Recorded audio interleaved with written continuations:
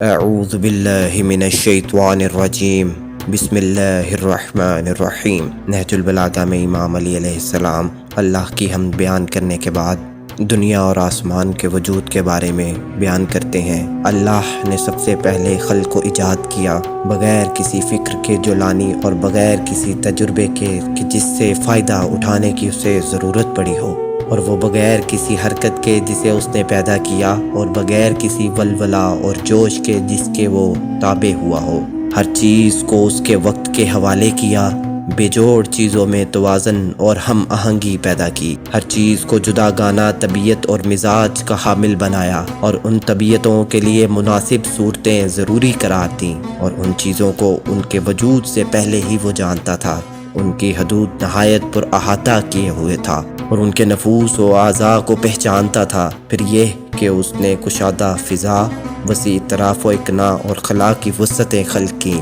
اور ان میں ایسا پانی بہایا کہ جس کے دریائے معاج کی لہریں طوفانی اور بحرائے ذخار کی موجیں تہ بتہ تھیں۔ پھر اسے تیز ہوا اور تند آندھی کی سشت پر لا ڈالا، پھر اس ہوا کو پانی کے پلٹانے کا حکم دیا، اور اسے اس کے پابند رکھنے پر قابو دیا، اور اس پانی کی سرحد سے ملا دیا۔ اس کے نیچے ہوا دور تک پھیلی تھی اور اوپر پانی ٹھاٹھے مار رہا تھا۔ پھر اللہ سبحانہ و تعالیٰ نے اس پانی کے اندر ایک ہوا خلق کی جس کا چلنا بے ثمر تھا، اور اسے اس کے مرکز پر قرار رکھا۔ پھر اس نے ہوا کے جھونکے تیز کر دیے اور اس کے چلنے کی جگہ دور دراز تک پھیلا دی۔ پھر اس ہوا کو مامور کیا کہ پانی کے ذخیرے کو تھپیڑے دے اور بحرائے کراں کی موجوں کو اچھالے۔ اس ہوا نے پانی کو یوں متھ دیا جس طرح دہی کے مشکیزے کو متھا جاتا ہے، اور اسے دھکیلتی ہوئی تیزی سے لے چلی جس طرح خالی فضا میں چلا کرتی ہے، اور پانی کے ابتدائی حصے کو آخری حصے پر